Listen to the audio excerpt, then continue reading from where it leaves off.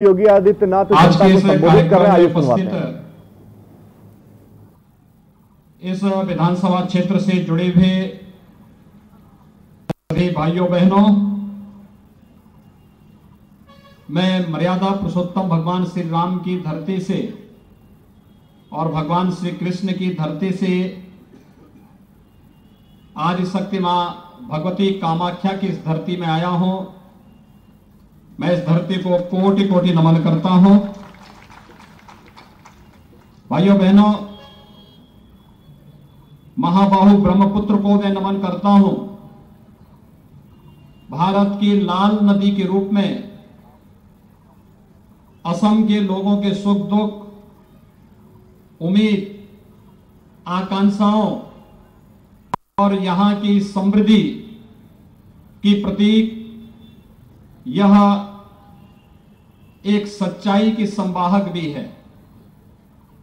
भारत रत्न भूपेन हजारिका ने अपने प्रसिद्ध गीत में महाबाहु ब्रह्मपुत्र महामिलनौर तीर्थ, यानी यह ब्रह्मपुत्र और इसके तट के लोगों के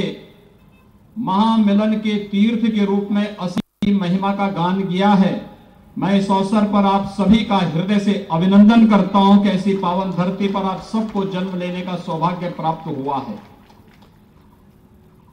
असम की धरती श्रीमान शंकर देव की धरती भी है। शंकर देव एक महान दूरदृष्टा रहे हैं, सांस्कृतिक राष्ट्रवाद के उद्घोषक रहे हैं, घुसपैठ की समस्या के बारे में देश का ध्यान आकर्षित करने का उन्होंने कार्य किया था। दुर्भाग्य से कांग्रेस ने उनके महत्व को नहीं समझा और उन्हें लगातार नजरअंदाज करती रही, जिसके कारण असम में एक लंबे समय तक आतंकवाद, अलगाववाद, उग्रवाद पनपता रहा। लेकिन जब असम की जनता ने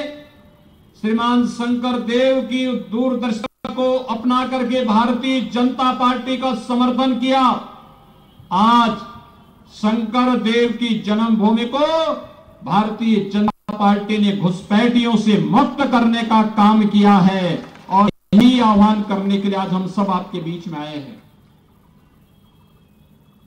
मैं जब यहां पर आया था तो उस समय हमारे यहां के लोकप्रिय प्रत्याशी श्री भावेश कलिता जी ने मुझे यहां पर बीटीसी के जो मेंबर हैं श्रीमान रेनन जली और पवित्रा कुमार बौरो जी, इन दोनों का परिचय करवाया। बोडोलैंड के विकास के प्रति प्रतिबद्ध इन लोगों के कारण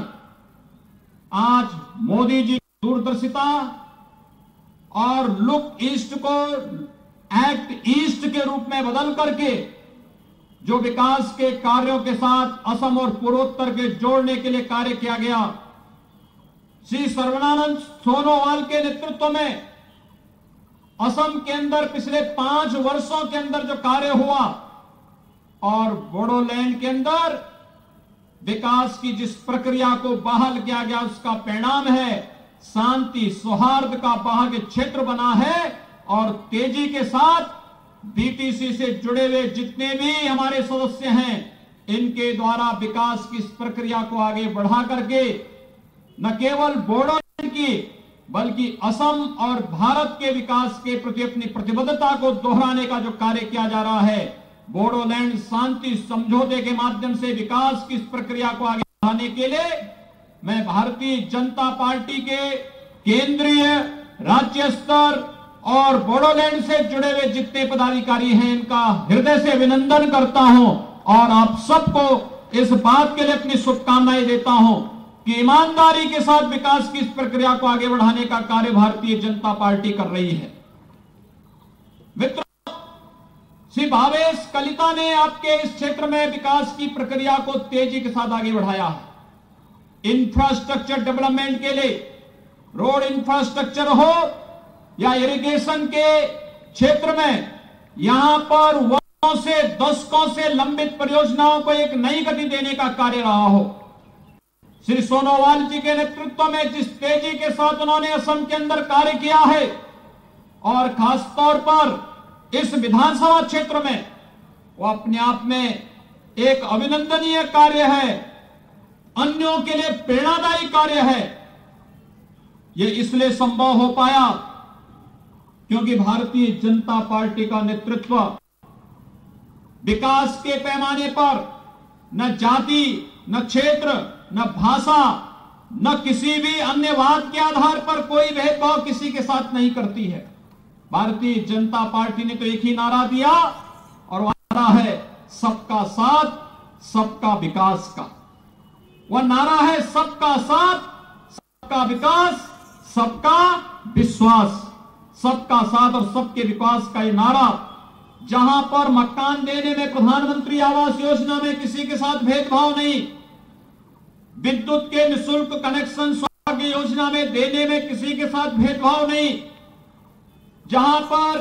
रसोई गैस का एलपीजी का सिलेंडर देने में किसी के साथ भेदभाव नहीं, जहां पर आयुष्मान भारत का 5 लाख रुपए का सालाना स्वास्थ्य कार्ड की सुविधा देने में किसी के साथ भेदभाव नहीं, जहां पर प्रधानमंत्री किसान सम्मान निधि में हर किसान परिवार को 5 लाख, हर किसान परिवार को 6,000 रुपए सालाना देने में किसी प्रकार का कोई भेदभाव नहीं। यह भारतीय जनता पार्टी का न जाति, न क्षेत्र, न भाषा के आधार पर, न मत और मजहब के आधार पर किसी भी प्रकार का भेदभाव किए बगैर सबका साथ और सबके विकास की इस प्रक्रिया को आगे बढ़ाने का परिणाम है कि आज विकास की प्रक्रिया के साथ असम तेजी के साथ आगे बढ़ रहा है। भाइयों बहनों, ये इसलिए हो पाया है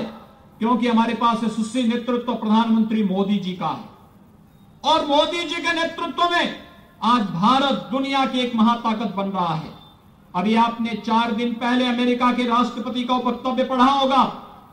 जिसके बारे में उन्होंने प्रधानमंत्री मोदी जी की बुरी प्रशंसा की, और प्रधानमंत्री मोदी जी के बारे में कहा कि दुनिया के नेताओं के सामने कोविड प्रबंधन में, कोरोना प्रबंधन में भारत ने जो विशेषज्ञता दुनिया को दी है वह अभिनंदनीय है, और इसके लिए प्रधानमंत्री मोदी जी की उन्होंने सराहना की। भाइयों बहनों, कोरोना प्रबंधन के साथ साथ कोरोना की 2 स्वदेशी वैक्सीन देने का काम भी प्रधानमंत्री मोदी जी के नेतृत्व में भारत के वैज्ञानिकों ने किया है। और आज के इस अवसर पर मैं आप सबसे कहना चाहता हूं, कोविड प्रबंधन के साथ ही आपने देखा होगा बंगाल की धरती पर पैदा हुए थे डॉक्टर श्यामा प्रसाद मुखर्जी जी। फिलहाल मुख्यमंत्री को आप असम से सुन रहे थे, जहां पर